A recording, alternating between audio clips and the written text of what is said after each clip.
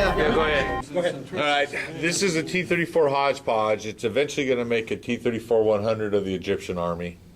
Accurate Armor makes the better part of the conversion, and by better, I don't mean good. I mean the majority of it. In fact, they're only one on the market other than... So it should be called inaccurate armor? It's not that it's inaccurate, and I'll get to that in a second, but dang it, I just put a bid on the 152 or 122. One of the weird European companies did a solid cast version of this and a solid cast version of the 122 millimeter turreted version and the open turreted version of the 122, which was Syrian. They're the only ones that ever made this. And then AEF designs. And yeah, okay. Don't even want to go there. But the reason I chose this is because I wanted to show the interior, at least open parts of it up, and I've always liked it. It currently sells for $65. Holy crap. And that doesn't give you the tank hull, that just gives you the turret. Now, I know I didn't pay for that, so I don't know if I picked it up at a swap meet or off of eBay or whatever. But let's just say we've had some problems since we started. Accurate Armor is supposed to be one of the better kits. And, let's see. So, when I first found it, big huge gap here I had to fill, 2 of them. And these are sinkholes or air bubbles or whatever you want to call it. And they're in bad places. The join mark where the molds separated were here and here where they should be, but to fix that, you take anything away that may have been the actual weld mark. Now this is resin, this isn't plastic, and it's a completely different technique to attempt to retexture and then figure out how I'm going to put a weld line on it. Haven't got that far yet. Texturing shouldn't be too hard. Mr. Servicer 500 and a toothbrush and I should be good. To try and attach a weld line is going to be like Squadron Green Putty or Milliput and pray it holds. And I've never played with Milliput, and nobody seems to know if it will actually adhere to resin. You thought about some stretch sprue glued in place? That's super glue, and then it's going to be hard to texture it. Mm-hmm. But yes, I have thought about it. That, for me, is the easier way because that's what I do with my plastic kits. Right. But that's, again, plastic on plastic, and then I can play to my heart's content. Right. The issue is super glue, and then making sure that whatever texturing it does doesn't look like a piece of stretch sprue. Right. So I'm not sure how that's going to work yet. Okay, yeah, then we go with the fun with resin. Now, this is the external fuel box. That's a pretty big freaking hole for a $65 kit.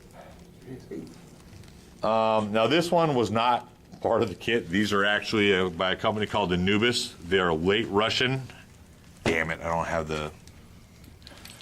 Standard Russian T-34 series fuel tank has the filler cap in the middle. These are a late model.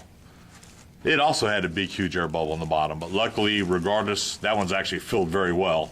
It's going to sit like this, so it's going to be almost unnoticeable, so that's fine. Now, these are made by my masters and a really good guy I know. 2 little pinholes, won't be seen, and I only paid like $5 for 20 of these. His resin casting, I wish he would have actually done this because it's so much better.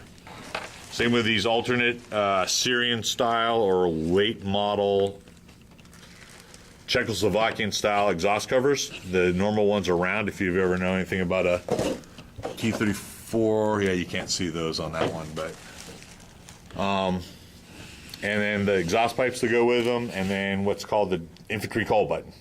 Almost all late model T-34s had those. The base kits, Dragons, very old, very halfway decent T-34 85M. Not a bad kit. Has Starfish road wheels, which either way kind of works. I don't like using the Starfish road wheels, so I'm using, again, some resin-made ones from the same guy that did the smoke grenade launchers. The only thing that I've done so far... Tank inside there? Yeah, it's just was to hold it because we're in whatever. Dragons screen came molded on. I drilled it all out. Photo etch will be out of there, along with the louvers eventually, because you will see them once the screen's visible. And I broke down and purchased a Shapeways rear deck. Now, the only reason I picked this was because of these hatches.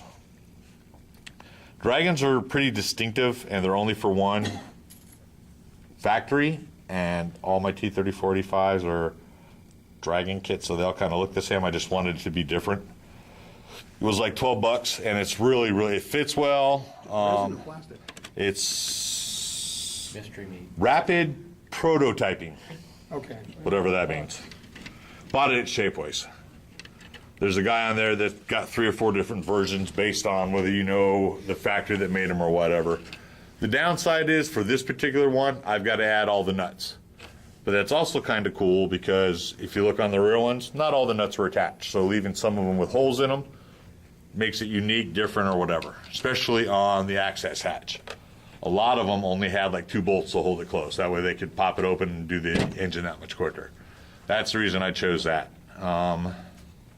The interior of the kit that came with AAF Accurate Armor was great. It really was. A couple parts aren't in there because I couldn't find them. Doesn't mean they didn't come in the kit. I just can't find them. I've had the kit for years, so I could have. Will? Yeah, no. Like I said, I painted it white. It's going to get washed this weekend. Paint the seats, and then I'll seal it up and start the rest of the build.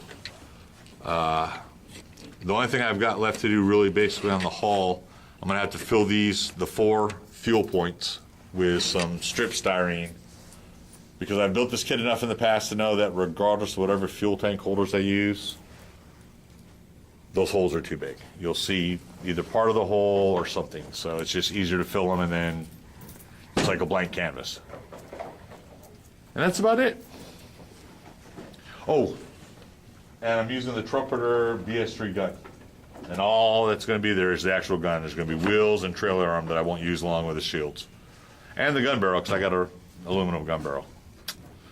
I'll get that tomorrow when I go to work. They charge you $12 for that little piece of plastic. Yep, it's not plastic. It's whatever wrapper prototyping's made of. Should be gold for $12. One of those 3D printers is what it is. Yes, That's what I'm sure it is. that's exactly what it is.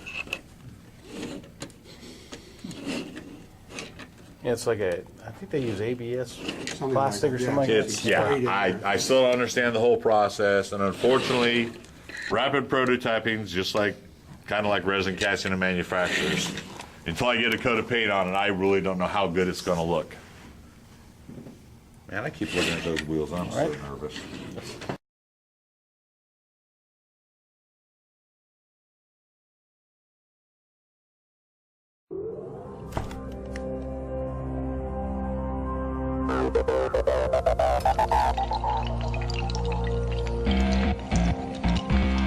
Thank you.